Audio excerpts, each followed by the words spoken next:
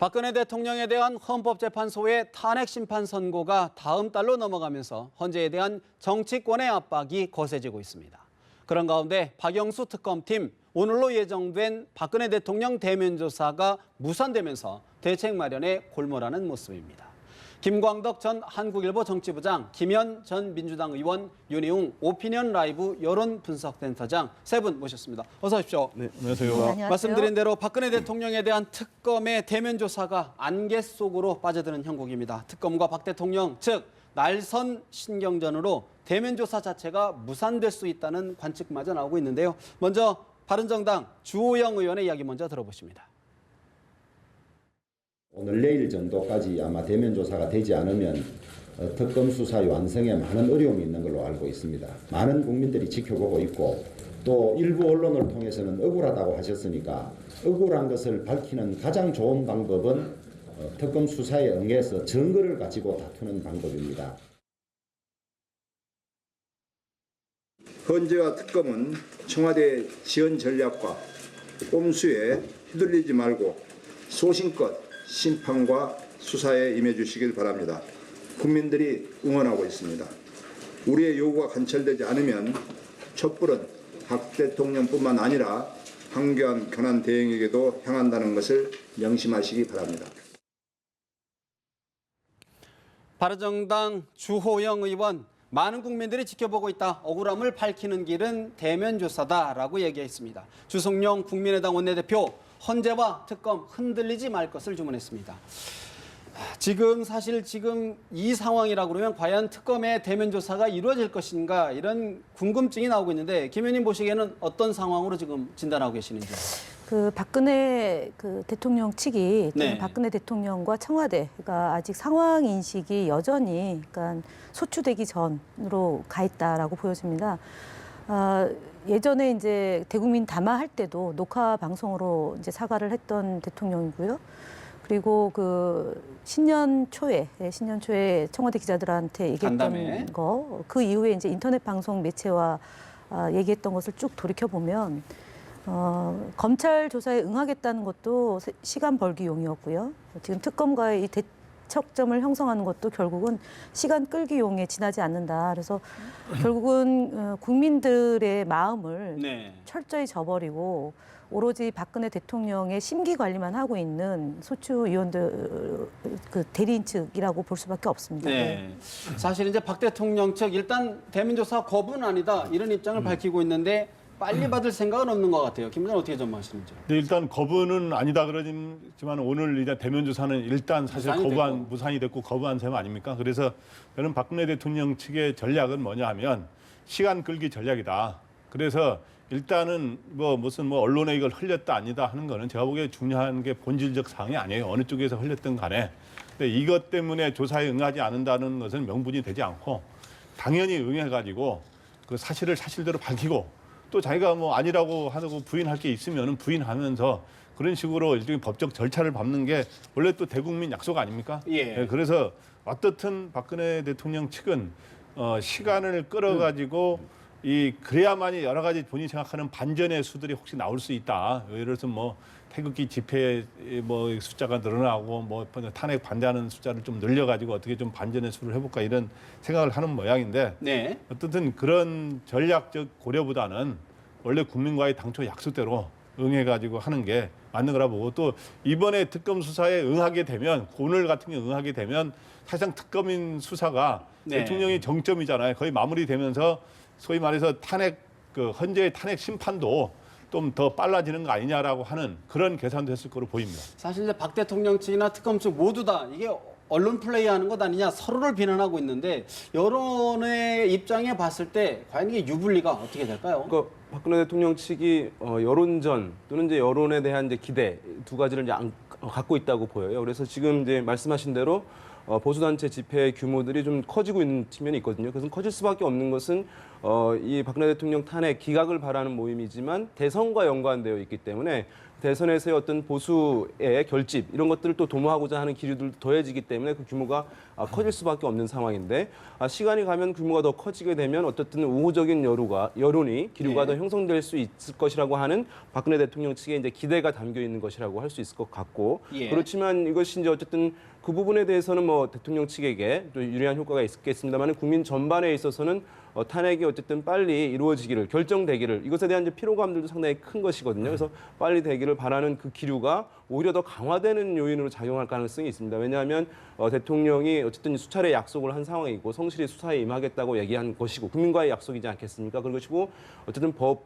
원칙을 이제 존중해온 이미지를 갖고 있었던 상황이기 때문에 어쨌든 그것에 따라서 대통령이 성실하게 검찰 수사에 임하는 것, 일반인과 다르지 않게 하는 것을 바라는 것이 있기 때문에 그런 면에서 봤을 때는 전체적으로 봤을 때는 여론에 오히려 이제 부정적인 흐름으로 영향을 줄 수밖에 없을 것이다. 주는 것이 우호적인 것만은 아니다. 그런 그렇습니다. 분석이신데 김 의원님 사실 이번 사안이 이제 수사기간 연장 이 부분하고 좀 맞물려 있는 것 같은데 네. 야선당에서는 계속 황교안 권한대행에게 연장해라 이렇게 하고 있는데 어떻게 전망하시나요?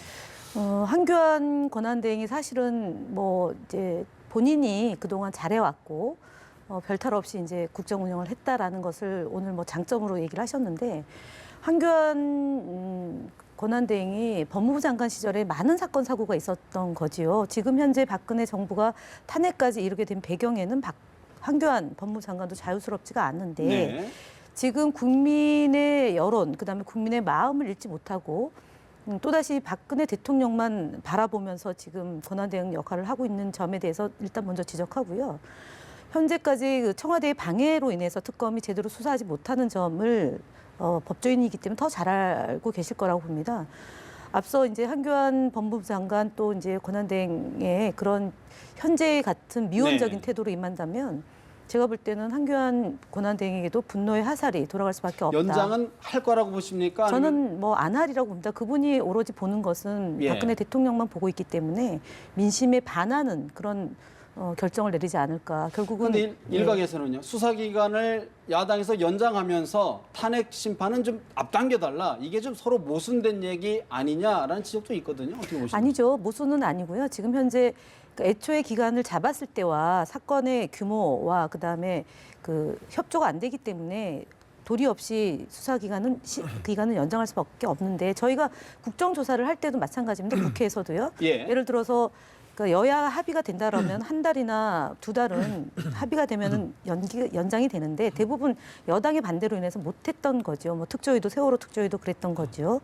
그러나 지금의 탄핵이라는 아주 중차대한 국면에서 박근혜 대통령도 소명할 이유가 있는 것이고요. 그리고 제대로 수사를 해야 되는데 진짜 뭐 오늘 보도에도 나왔지만 기소 중지를 원하는 것이 아닌가 이제 그러고 그런 건데 결국은 이것은 국민들의 마음을 제대로 읽지 못하는 그 태도다라고 보여집니다. 네. 그래서 황교안 권한대행은 이제 특검 수사 연장 요청이 들어오면 어떻게 할지 진짜 지금 현재 고심 중이라 그랬는데 진짜 고심에 고심을 하고 있을 거로 보입니다. 그런데 이제 결론은 어떻게 되느냐? 저는 얼마 전까지만 해도 여러 가지 국민의 여론상 국민의 여론을 안 받들 수가 없지 않습니까? 현재 대통령 권한대행으로서. 그래서 이거를 연장할 수밖에 없다. 또 과거에도 보면 요청이 있으면 대부분 연장을 해왔기 때문에 연장할 수밖에 없다고 했는데 최근의 기류를 보면 연장하지 않을 수가 상당히 있다라고 하는 쪽으로 좀 약간의 기류 변화가 있는 것 같아요. 그래서 왜냐하면 아까 했지만 뭐 박 대통령만 바라보고 있다 그랬는데 박 대통령뿐만 아니라 이제 박 대통령이라든가 청와대에서 그러한 가급적 연장하지 말아달라고 하는 이신전심의 요구가 있을 뿐만 아니라 여기는 이제 박근혜 대통령의 지지층 현재 또 더 길거리에 나와 있는 태극기 집회에 나오는 세력들 이런 사람들의 입장을 많이 고려할 거기 때문에 결국에는 특검 연장을 거부할 가능성이 꽤 있다. 저는 이제 그렇게 봅니다. 황 권한대행 내일 국회 출석 요구도 좀 받고 있는데 과연 어떤 결정을 할지 좀 지켜봐야 될 것 같고요. 사실 이제 헌재의 탄핵 심판을 놓고 여야 정치권의 압박이 거센 것 같습니다. 야권에서 촛불 동원령까지 사실상 내려진 상황인데 민주당 추미애 대표의 이야기 잠시 들어보시겠습니다. 탄핵 찬성 여론은 꾸준히 일관되게 78%의 찬성률을 보이고 있습니다. 이번 11일을 기점으로 해서 다시 한번 나라의 명운을 촛불을 들고 밝히는 그런 길에 의원님들 한 분도 빠짐없이 시민들과 함께 해 주실 것을 당부드립니다. 어제 야 3당은 헌법재판소는 이정미 헌재 재판관 임기 이전에 탄핵 심판을 인용해야 한다면서 공공연히 헌재를 압박했습니다. 압박을 넘어 협박과 공갈로 볼 수밖에 없습니다. 야 3당의 행태는 반드시 국민들로부터 심판받을 것이라 생각합니다. 야3당 어제 대표들 모여서 3월 13일 이전에 탄핵을 인용해야 된다 시점까지 밝히고 문재인 전 대표 주말 촛불 집회에 다시 참석하기로 했는데요. 윤 소장님, 네. 사실 이제 야당에서는 이게 선거에 집착해서는 안 된다. 헌재 좀 압박하는 것 아니냐 이렇게 반발을 하거든요. 어떻게 네. 보시는지요?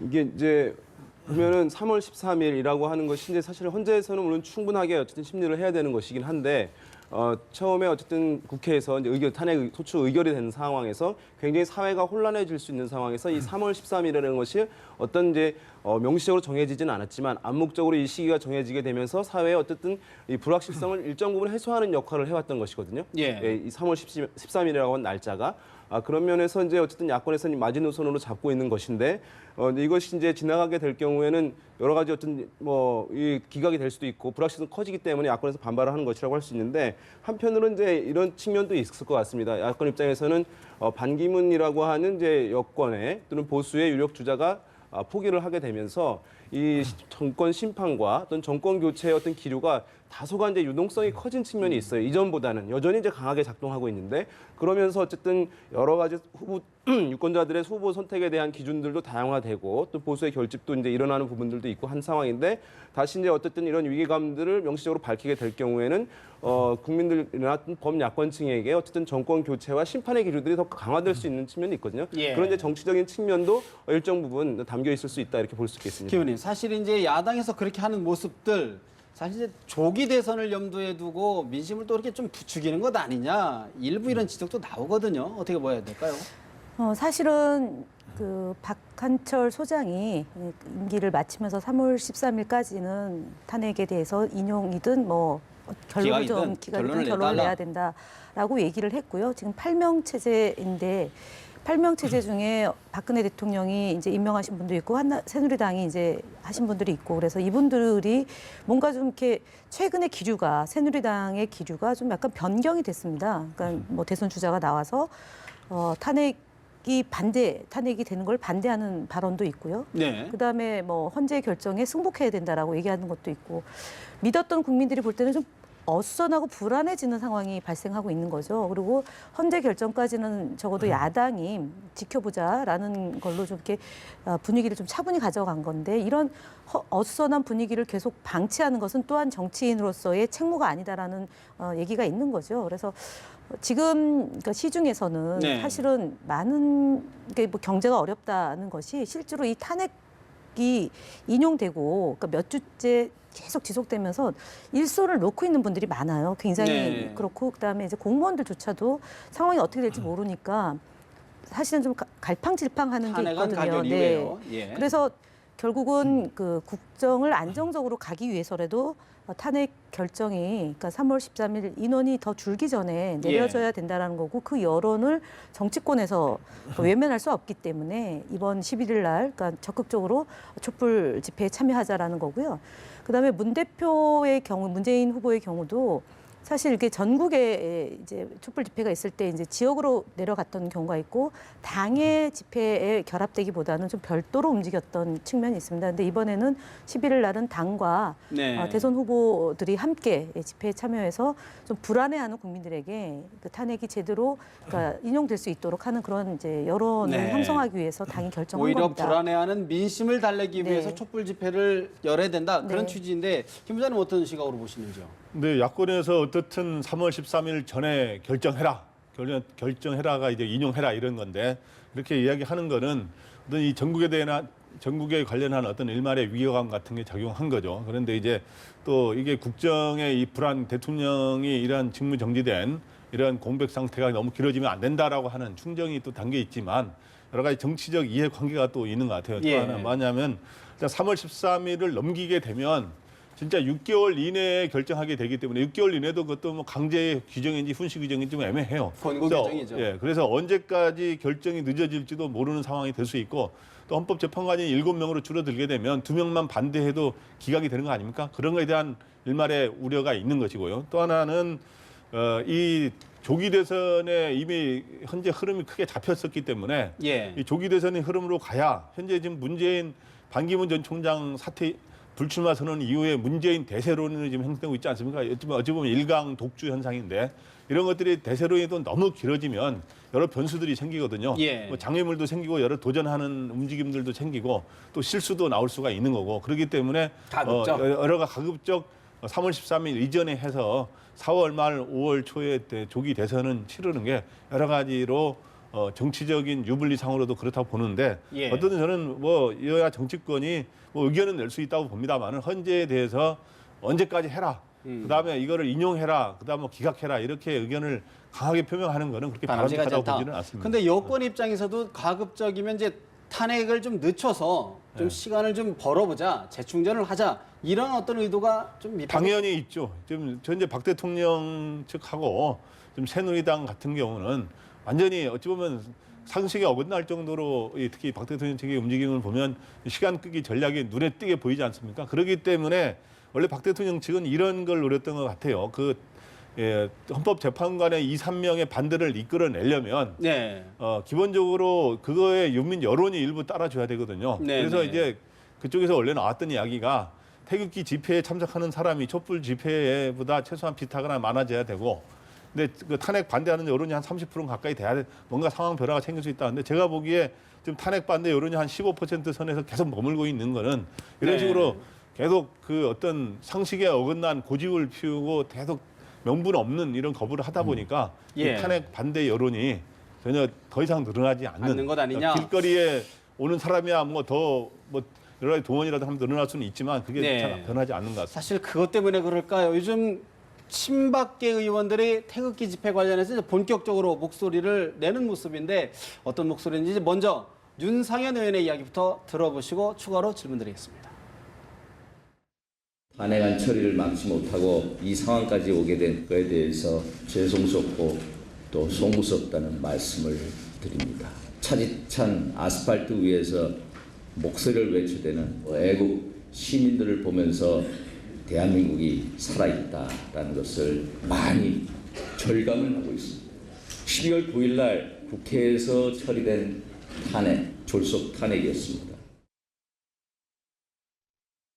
지금 당선되면 북한부터 먼저 가겠다. 법인세만 올리고 일자리 전부 다 없애버리는 이런 정책을 하는 후보를 당선시켜서는 안 되지 않느냐. 이 점은 보수 정도에 있는 모든 분이 공통된다고 생각합니다. 보수 통합, 정도 통합이 즉 빅 텐트에 의한 통합이 가능하다고 저는 보고 있습니다. 손범규 전 의원 같은 경우에는 탄핵 심판 기간이 길어질수록 대통령에게 유리하다. 이런 노골적으로 응원 메시지를 지금 트위터, SNS에 좀 올린 상황인데 이런 모습들은 어떻게 봐야 될까요? 대통령 측 대리인이지 이죠. 않습니까? 그죠? 예. 그래서 사실은 이제 뭐 헌재 결정이 이제 사실 사법부, 대법원 등의 판결보다는 일정 정도의 이제 정치성을 지닐 수밖에 없는 이제 판결이기는 할 텐데요. 그럼에도 불구하고 그 판결 자체에 정치권의 어떤 이런 입김이라든가 외압 또는 의회가 이것에 대해서 어떤 영향을 미치려고 하는 것 자체는 사실 바람직한 현상은 아니라고 할 수 있습니다. 왜냐하면 온전하게 심리할 수 있도록 보장을 해주는 것이 중요한 것인데 그래서 이것을 가지고 정치권의 지원 뭐 이런 것들을 요청하는 것은 어떤 국민적 호응을 받기 어려운 측면이 있다고 할 수 있겠고. 이것이 이제 계속해서 이렇게 얘기를 이제 하고 있는 것은 이 새누리당 의원들 같은 경우는 사실은 양단의 결정을 해야 되는 문제가 있을 것 같아요. 예. 그러니까 본인들이 어쨌든 정치적 기반을 이제 가져가야 되는 상황에서 이미 상황이 이렇게 갈라진 상황. 여기서 본인들이 이미 새누리당에 남아 있는 상황이고 또 박근혜 대통령과 가까웠던 상황인데 탄핵을 바라는 어떤 유권자들의 지지를 받는 정치인이 되기는 지금 쉽지 않은 상황이거든요. 그런 상황에서 라고 하면 탄핵을 이제 반대하는 세력들이 좀 더 확장되거나 또는 그 사람들로부터 지지를 받는 정치인, 그럼으로써 본인의 정치적 중량감과 위상을 이제 유지하는 것, 이것이 이제 필요하다는 인식이 매우 많을 것이라고 보여요. 그래서 상당히 어쨌든 보면은 새누리당에 있는 의원들이 또는 대선 출마에 마음이 있는 의원들이 태극기 집회, 보수단체 집회에 나가서 적극적으로 탄핵 반대를 이제 옹호하는 이제 이런 기류들을 얘기를 강하게 하는 것은 그것을 바라는 측면도 없지 않겠습니다만 이제 본인들의 어떤 정치적 기반을 확보 유지하기 위한 그런 측면도 상당히 이제 고려되고 있다, 이렇게 실제로 볼 것 탄핵 같습니다. 기각에 대한 여론들이 좀 이렇게 상승했기 때문에 그런 목소리가 나온다. 아마도 이제 처음에는 이제 보수단체 집회가 사실은 규모가 크지 않았고 주목도 높지 않았는데 이 대선, 아까 말씀드린 대로 대선이 다가오다 보니까 보수의 어떤 집결 차원에서의 상징적 의미를 갖게 된 것이거든요. 그런 면에서 이제 또 나오게 되면 언론 미디어를 통해서 주목을 또 받게 되는 효과도 있고 그런 면이 이제 반영됐다고 할 수 있겠죠. 김 의원님 어떻게 보십니까? 이런 모습들. 지금 이제 그 대선 후보 중에 그러니까 새누리당이나 바른정당 소위 집권 여당에 의미 있는 지지 후보가 없죠. 그래서 좀 굉장히 좀 불안한 상황이고 그래서 어찌 보면 바른정당보다는 새누리당이 결국은 황교안 총리 권한대행을 여론조사에 놓고는 있지만 황교안 총리가 출마를 할지 말지에 대해서 여전히 미지수죠. 그러면 반기문 전 총장 같이 될 가능성이 매우 높기 때문에 결국은 새누리당의 지금 대선 후보들이 그 이제 시장이 펼쳐져 있는데 거기서 어쨌든 그 좀 목소리를 높여서 본인들이 말씀하셨던 것처럼 새누리당의 친박을 결집시키는 그런 그 효과로 아마 보고 있을 것 같고요. 그리고 현역 의원들이 결국 한 70명 정도 되면 그 지역에 그 지지하는 분들, 그러니까 당장의 대선도 대선이지만 내년 있을 지방선거까지 염두에 둔다면 소위 보수 진영이 그러니까 괴멸되는 상황으로 갈 수는 없는 거라고 보고요. 그래서 어쨌든 계속 결집을 하려고 하는 그런 시도들이 있지 않을까 그렇게 봅니다. 사실 이제 이 부분 같은 경우에는 이제 헌재의 이제 마지막 변수라고 하면 박 대통령이 이제 과연 변론에 직접 참석을 할 것이냐 이 부분인데 김 부장님 어떻게 전망하시는지요?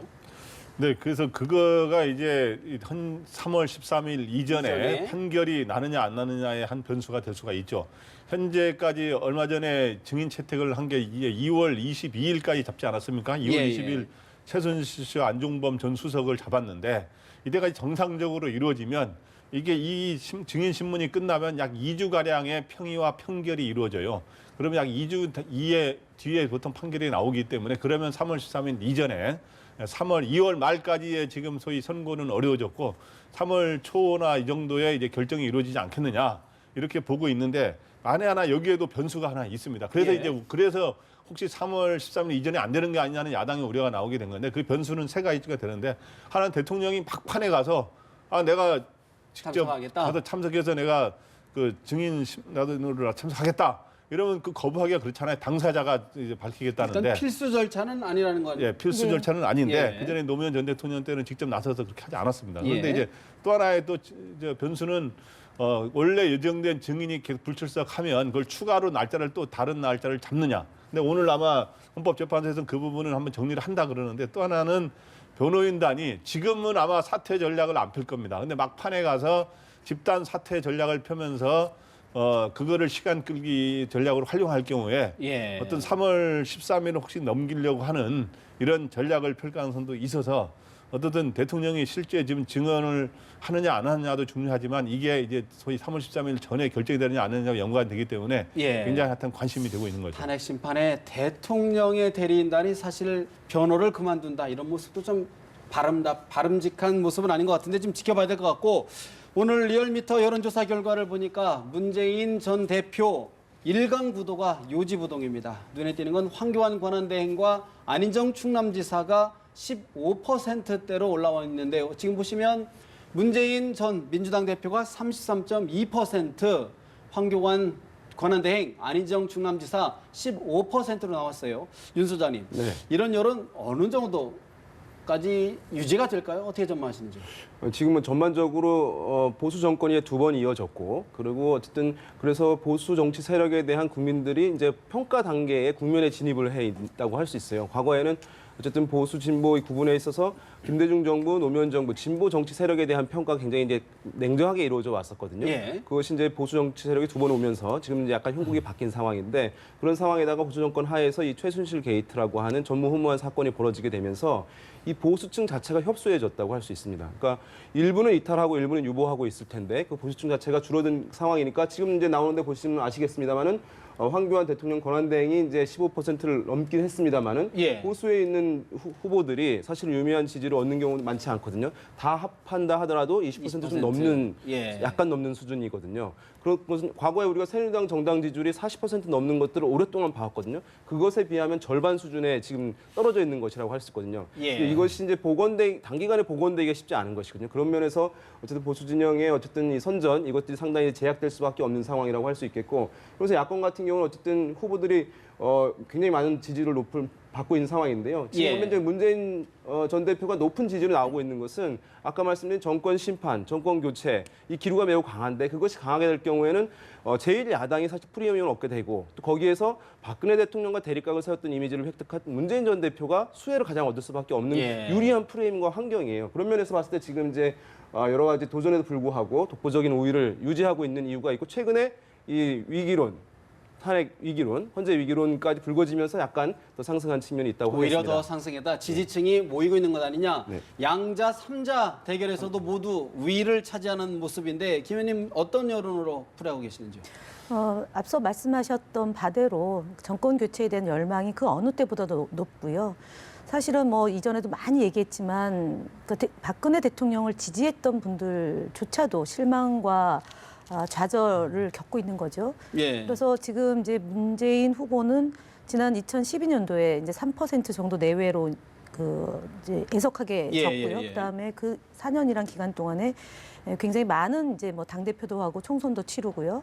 그리고 일단 대선 후보 이제 경선은 남아 있지만 결국은 정권 교체를 원하는 국민들의 갈망이 이제 문재인 대표로 이렇게 흐름으로 형성되는 거고, 그리고 이제 4월 탄핵이 사실은 인용된다고 본다면 네. 2달여밖에 시간이 없기 때문에 일정하게 준비된 대통령에 대한 그 요청이 굉장히 높은 거고요. 예. 그다음에 신뢰감 있는 후보에 대해서 또는 안정감 있는 후보에 대해서 이제 기대를 하고 있는 것 같습니다. 그래서 적폐청산을 할 수 있는 그 후보가 누구인지, 전임자가 예. 누구인지에 대한 판단들을 하고 있다는 점에서 이 계속적으로 지지율이 유지되고 있는 것이 시간이 아닌가. 갈수록 네. 정권 교체에 대한 시각 요구가 더 커지고 있다 이런 네. 분석인데 오늘 또 조사를 하나 보면요. 이른바 샤이 보수, 자기 마음을 숨기고 있는 보수층이 있을 것이냐라는 응답이 54%로 과반을 넘는단 말이죠. 이런 민심은 어떻게 봐야 될까요, 임 부장님? 근데 이게 뭐 어저께 어느 뭐 교수도 칼럼을 써가지고 지금 현재 보수층이 여론조사에 덜 응답하고 있다. 그렇게 주장을 했는데 네. 여기 전문가가 옆에 앉아 계시지만 여론조사라는 게 흐름을 타요, 사실은. 그러니까 요즘에 이제 그 탄핵 국면에서는 이 국정농단 이 사태 이 국면에서는 이거에 실망한 보수층들이 실망하고 소위 좌절한 이 보수층들이 여론조사에 덜 응답하고 있는 건 사실이에요. 보통 이제 전화 여론조사의 경우 10% 전후의 응답을 보이는데 그 중에 아무래도 보수층이 덜 응답하는 건 사실인데, 근데 그거 자체가 하나의 현재의 현상을 반영하는 거예요. 그런데 보통 이제 총선이라든가 지방선거는 투표율이 50% 전후, 50% 초반밖에 안 나오기 때문에 바로 그게 투표율이 연관되는 거고. 예. 근데 이제 대선의 경우 이제 투표율이 70% 넘어서 75%도 나오고 그렇기 때문에 그는 실제 이거보다는 갈수록 보수층들의 여론조사 응답률이 좀 높아질 가능성은 있어요. 근데 이제 종합해서 아까 이야기하자면 어떻든 반기문 전 총장의 불출마 선언 이후에 문재인 전 대표 대세론이 강화되고 있고 탄력을 받고 있는 건 사실이에요. 예. 좀 1강 4중 구도인데 그중에 이제 이재명 시장이 요즘 주춤해서 1강 3중 구도로 재편될 가능성이 좀 있는데 문재인 전 대표가 이제 대세론이 끝까지 갈 거지 말지 이제 궁금해하지 않습니까? 근데 끝까지 잘 가는 과정에서는 저는 세 개의 안시산을 잘 넘어야 된다. 안시산. 세 개. 하나는 예. 당내 경선에서 안희정의 도전을 잘 뿌리쳐야 되고, 그다음에 야권의 주도권 싸움에서는 안철수 전 대표는 지금 지지율이 낮게 나오지만 그건 무시할 수가 네. 없어요. 손학규 전 또 대표가 하나는 뭡니까? 틈을 때. 또 하나는 범여권에서는 안보로 공세를 취할 거거든요. 이제 그거로 잘 막아내는 예. 이제 그러한 것들을 잘 하면 거기에다가 플러스 알파 내부의 실수를 예. 잘 막아내는 걸 하면 3개월, 4개월 있을 그 조기 대선에서 네. 대세론이 관철이 되는 거고, 그런 데들의 차질이 빚어지지 않도록 그래서 잘 할 필요가 있는 거예요. 안희정, 안철수, 안보, 쓰리안 참 재밌는 말씀을 해주셨는데 안산 이러니까 갑자기 세월호가 떠오릅니다. 예. 그 말씀 뭐 조심해야 될 거나 또는 이제 그 뭐 내부적인 문제 네. 또 외부적인 요인이 있는데요. 대선이라는 큰 판에서 일단은 그 당내 경선이 이제 물론 저희가 결선 투표도 있긴 하지만 현재의 지지도가 국민의 여론이 반영된 거고요. 대부분 큰 선거는 그 추세와 추이가 그대로 대선 당일날 그러니까 거의 비슷하게 나타났던 게 2007년도의 경우도 그랬던 것 같습니다. 그러니까 그렇고 이제 안철수 후보에 대한 그 걱정은 사실은 지금 원래 지지층이 새정치 또는 젊은 후보들에 대해서 후보에 대한 이제 그 지지가 굉장히 높았는데 이 안철수 후보의 그 느낌과 당과 이게 매치가 잘 안 되는 거죠. 국민의당의 흐름과 안철수 후보의 지지층과 이게 결합이 잘 안 되는 거니까 제가 볼 때는 그 지지율은 그대로 그냥 뭐 크게 손학규 뭐 분하고 의장. 통합을 했다 하더라도 저는 뭐 반영이 된 여론조사가 오늘 나온 거기 때문에 큰 흐름은 아니라고 보고요. 근데 안철수 전 대표 같은 경우에는 이제 이게 탄핵이 만약에 이제 인용이 될 경우에 여론의 어떤 급변이 일어나서 중도층이 국민의당 쪽으로 쏠릴 수 있다. 이렇게 분석하고 있지 않습니까? 새누리당이나 바른정당에 가야죠. 왜냐하면 그분들이 그러니까 거기 소속되어 있는 의원들이 그래도 지금 현재 130석은 있는 거 아닙니까? 예. 바른정당과 새누리당이 이분들이 대선에는 뭐 실패를 보더라도 지방선거까지 본인들이 기반을 두고 있는 뭐 대구 경북이나 아니면 부산이나 이런 쪽에서 손도 못 쓴다 이러면은 그분들이 다음 총선이 없는 거잖아요. 예. 그렇기 때문에 안철수 정당, 그러니까 국민의당으로 국민의당. 가는 것을 막기 위해서 아마 문재인 후보랑 또는 더불어민주당하고도 경쟁은 하겠지만 국민의당과 경쟁하기 위한 그 2위 각축전이 굉장히 저는 치열할 거다라고 오히려 봅니다. 탄핵이 인용되더라도 기각 인용되더라도 그 표심이 국민의당으로 가보다는 여당으로 쏠릴 것이다. 네. 이런 분석인데 이게 이제 아마 안철수 전 대표의 이제 그 발언, 탄핵이 인용된 후에는 이제 판도가 바뀔 것이다. 본인에게 유리하게 전개될 것이다라고 얘기한 것은 아마 이제 이런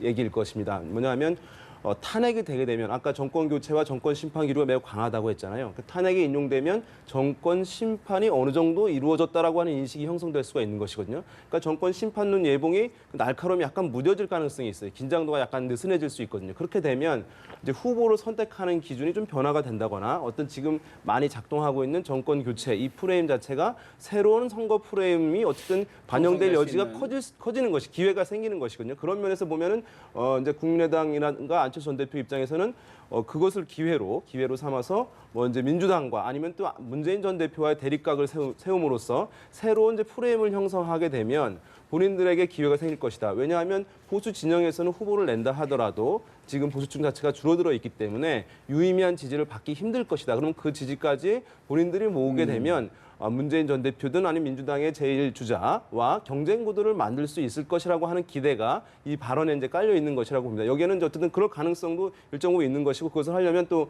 그 당과 후보의 이제 역량들이 매우 중요한 것이니까 그렇게 간다고 단언하기는 어렵지만 네. 뭐 그 이전에 비해서는 그 가능성들은 일정 부분 생길 수 높아졌다. 있다고 생길 수 있다. 있다고 봐야겠죠. 사실 이제 문재인 전 대표의 지지율 과연 어느 정도 갈 것인지 궁금한데 요즘 야심차게 영입한 인물들을 놓고 설왕설래가 이뤄지는 것 같습니다. 바로 전인범 전 특전사령관의 언행 때문인데 조배숙 국민의당 정책위 의장 이야기 들어보십니다. 문재인 전 대표는 전인범 전 사령관을 영입했지 부인을 영입한 것이 아니다라며 여전히 전 사령관의 지지에 감사한다고 말했습니다. 비리로 구속된 부인과 그 부인을 권총으로 쏴 죽이겠다는 사고방식을 가진 사람의 자문을 받는 문재인 전 대표가 이끄는 대한민국. 생각만 해도 아찔합니다. 문재인 전 대표 전 장군 능력 보고 영입한 거지 안 해보고 영입한 것 아니다. 이렇게 좀 반박하고 있는데 김 의원님 어떻게 보고 계신지. 예, 이제 이번 대선이 정책 선거로 간다고 하면 가장 이제 국민들이 관심 갖고 있는 게 일자리 창출에 대한 이제 공약일 것 같습니다. 그것이 얼마나 실현 가능성이 있는지 또는 재원 확보를 어떻게 할 건지에 대한 걸 거고요. 그러니까 경제 문제를 해결할 수 있는 후보에 대한 선택 지점이고요. 두 번째가 이제 남북 관계가 워낙 긴장이 높고 그다음에 고조화되고 있고 주변 4대 강국이 이제 저희를 압박도 하고 동맹으로도 가고 전략적으로도 가고 이러는데 사드 배치 문제로 인해서 어쨌든 중국과의 관계도 굉장히 좀 어려운 상황이고 또 한미 동맹의 문제도 또 해결해야 되고 그렇기 때문에 외교 문제, 그다음에 안보 문제, 통일 문제에 적합한 후보가 누구냐 이제 이런 점이 아마 두 가지 선택점인데 예. 전인범 전 특전사령관에 대해서는 이제 제가 군 출신들에게 한번 여쭤봤습니다. 이분이 어떤 분이고 어떤 평가가 있냐라고 하니까 한미 관계에 있어서 굉장히 탁월한 능력을 갖고 계신 분이다. 그래서 미국과의 관계 개선, 특히 국방 분야에서의 미국과의 관계 개선을 잘 해결할 수 있는 분이고 아마 그 지점에서 문 대표께서 이렇게 자문을 받으려고 했던 것 같습니다. 그런데 아쉽게도 이제 애석하게도 이제 부인 문제가 불거져서 계속 이제 도마 위에 올라갔는데 이에 대해서 이제 본인이 심력 끼쳐서 죄송하고 자기 방식으로 이제 문 대표를 돕겠다라고 지금 말씀은 하고 계시지만 정치라는 것은 늘 생물과 같아서 이분의 판단이 설사 개인적으로 조력을 하겠다는 입장이 있더라도 이것이 계속 문제가 된다고 하면 또 그 시기에 가면 얘기가 되지 않을까 보고요.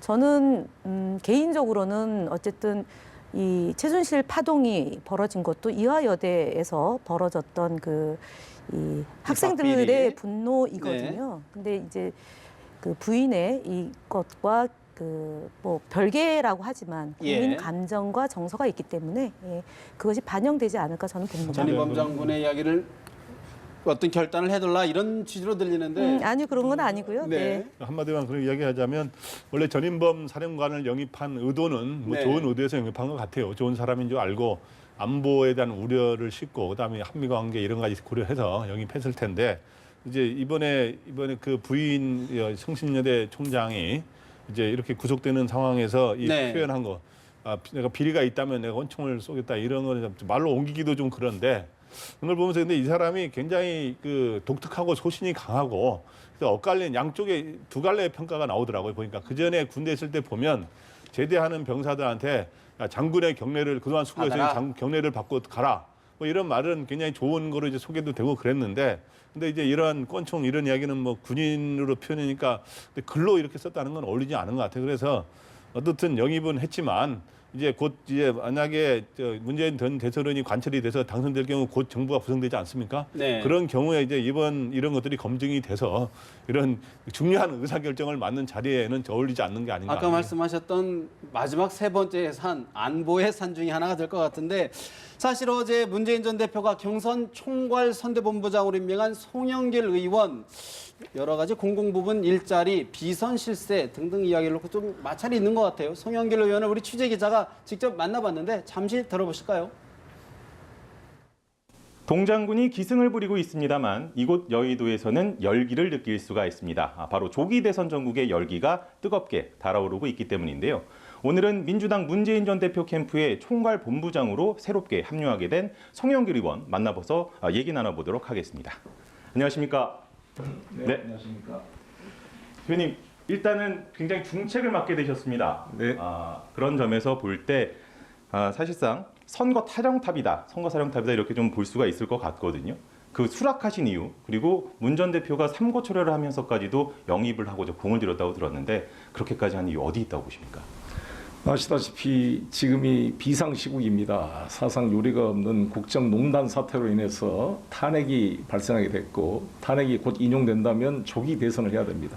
시간이 없습니다. 인수위원회를 구성할 시간도 없습니다. 이 촛불 민심을 수용해서 제대로 된 대한민국을 만들어야 될 준비가 아주 시급한 때이고 우리 문재인 후보께서 가장 촛불 민심을 대면하고 있는 후보라고 생각이 되어서 참여하게 되었고요. 사상 최초로 영남 호남을 비롯해서 전국에서 지지율 1등을 달리고 있는 대선 후보입니다. 여기에 역량을 결합시켜서 국민들이 바라는 공정한 대한민국을 건설하는 데 매진하는 것이 국민에게 책임지는 자세다 이렇게 생각해서 참여하게 되었고요. 아마 문 후보께서는 이제 가장 중요한 우리 당의 역량을 초계파적으로 모을 수 있는 상징적인 인물로서 저를 선택한 것이라고 생각이 들고 또 거기에 제가 부름에 응답하게 되었습니다. 네. 그렇다면 정권 교체에 함께 힘을 모으겠다 이런 뜻으로 좀 해석이 되는 것 같은데요. 그렇습니다. 그런데 또 어제 이제 수락 기자회견을 하시면서 문 전 대표의 그 81만 개 공공부문 일자리 공약과 관련해서 메시지가 좀 잘못 나갔다 이렇게 말씀을 하셨고 문 전 대표는 거기에 대해서 또 내가 후보다 또 이렇게 또 말씀을 하셨거든요. 네, 문재인 후보의 메시지가 잘못 나간 게 아니라 메시지가 본의와 달리 잘못 알려져 있다. 첫 번째 이게 공무원 숫자를 그렇게 늘리겠다는 게 아닌데 그렇게 오해된 면이 있다. 따라서 공무원 숫자는 필수적인 부족 공무원, 소방직, 경찰직 비롯한 교정직 이런 공무원들을 보강해야 되지만 나머지는 공공부문 일자리인 것을 확실히 좀 알리는 측면이 있었고요. 또 하나는 이 공공부문 일자리와 더불어서 민간부문 일자리를 같이 견인해야 되는데 이 부분이 잘 홍보가 안 돼 있어서 이 두 가지를 강조했던 것입니다. 네. 그렇다면 이제 문 전 대표가 선두주자인 것만큼은 확실한 것 같은데 이른바 대세론을 좀 굳히기 위해서 혹시 보완해야 될 부분이 있다면 어떤 점이 있을까요? 더불어민주당이 대세라고 생각을 합니다. 후보께서도 지난번 실패를 거울 삼아 많이 본인도 준비를 하셨고 또 당의 역량이 지난번엔 제대로 가동되지 않고 캠프 중심으로 움직이다 보니까 공조직이 소외돼 있었습니다. 이것을 잘 통합시키면 이 대세로는 더 뻗어나갈 수밖에 없다. 국민 대부분께서 이 국정농단에 책임을 져야 될 새누리당과 바른정당에 다시 나라를 맡기려고 하지 않을 거라고 봅니다. 그러면 제1당인 더불어민주당의 기대가 모아지고 있는데 문제는 경선을 다 치른 이후에 이 당의 역량을 소외감 없이 하나로 문재인 후보를 중심으로 통합시켜내면 대세는 이제 굳어진다 이렇게 생각을 합니다. 그렇다면 이제 앞으로의 역할이 상당히 중요할 수밖에 없을 것 같습니다. 그리고 문 대표님 역시도 기대감도 높을 수밖에 없을 것 같은데 앞으로 활약하시면서 어떤 점에 좀 초점을 맞추고 하실 계획이신지? 네, 이 공조직을 중심으로 모든 의견들이 잘 수렴이 되고 잘 민심이 소통이 되는 선거본부를 운영하겠습니다. 또 겸손한 자세로 항상 지지하는 분들이 부담 없이 참여할 수 있도록 하고 또 이 경선이 끝났을 때 다른 후보 캠프에 있던 분들이나 당에 남아있는 의원님들이 소외감 느끼지 않고 이 당의 후보 속에 다 같이 결합될 수 있는 분위기를 사전 준비를 하는 역할을 하려고 합니다.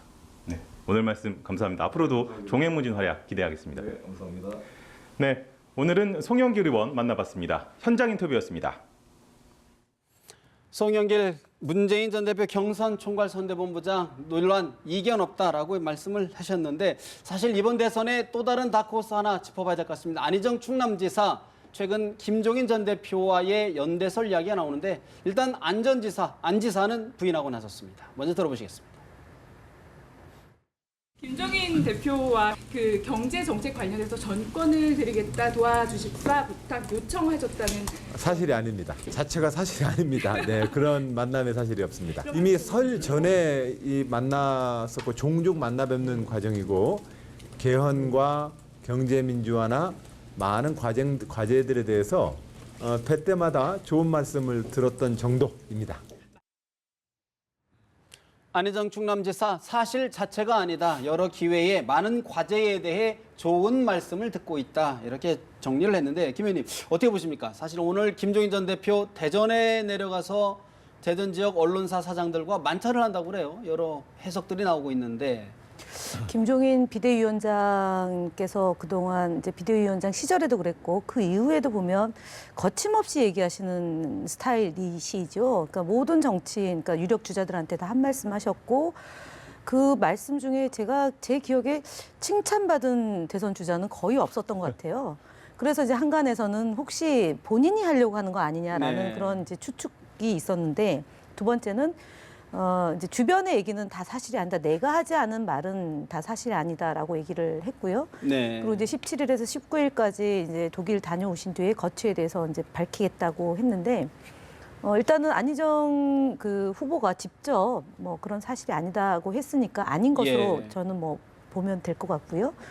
그리고 김종인 위원장이 뭐 당을 나갈 거다 아니다 또는 뭐 대선 출마할 거다 아니다 많은 얘기가 있는데 제가 볼 때는 지금까지 해오셨던 대로 그러니까 여러 얘기들을 다양한 방식으로 하시지 예. 않을까 이렇게 생각이 듭니다. 김종인 전 대표 유일하게 친친하는 게 안희정 충남지사 이게 같은데 이제 대선 구도가 비교적 명확해지고 있거든요. 포기할 사람은 포기하고 또 이제 입당할 사람은 입당하고 있는데 안개 속에 있는 분 이제 김종인 전 대표라고 할 수 있는데 지금 어쨌든 본인이 출마설도 있고 탈당설도 있는데 어쨌든 간에 이번 대선에서 주도적 역할을 하고자 하는 의지는 매우 강한 것 같아요. 그런 상황에서 어쨌든 문재인 전 대표와는 이제 껄끄러운 관계가 아직 해소되지 않은 상황이기 때문에 그리고 김종인 전 대표의 개인 생각 외에도 당내에 일정 부분의 김종인 계보의 의원들이 있거든요. 근데 탈당을 하게 되면 이 의원들 같이 나갈 수가 없는 것인데 안희정이라고 하는 인물을 만나게 되면서 이 계보 의원들이 아마 안희정 지사를 지원하는 것에 대한 그 요구 이런 것들을 했을 가능성도 있거든요. 그런 면에서 봤을 때 그것이 아마 김종인 대표의 선택에 있어서 타협점이 될 가능성, 안희정 지사를 지원하는 것 가능성을 배제할 수 없다 이렇게 보는 것이 독자 출마는 어떻게 보십니까? 지금 현재 이제 대통령제 하에서 충분한 대중성이 있지 않으면 사실 힘든 것이거든요. 내각제라든가 이원 집정부제에서의 총리 역할을 가능할 수 있겠습니다만은 그런 면에서 이번 대선에서 이 대통령제 하 선거에서의 독자 출마 가능성은 사실은 현실적으로 높지 않다고 보는 것이 합리적일 것 같습니다. 알겠습니다. 오늘 말씀 여기서 줄여야 될 것 같습니다. 김광덕 전 한국일보 정치부장, 김현 전 민주당 의원, 윤희웅 오피니언 라이브 여론분석센터장 세 분과 정치현안 짚어드렸습니다. 말씀 잘 들었습니다.